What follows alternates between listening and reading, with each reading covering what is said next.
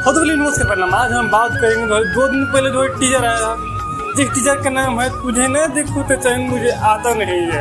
इसमें गया हमारे पवन सिंह जी और कल्पना जी। और इसमें जो है बहुत मस्त और जो खूबसूरत एक्ट्रेस काम की है, जिनका नाम है आकांक्षा पुरी जी। यहाँ पर देख सकते हैं गजब डांस की है। आज ये गाना जो है रिलीज हो जाएगा।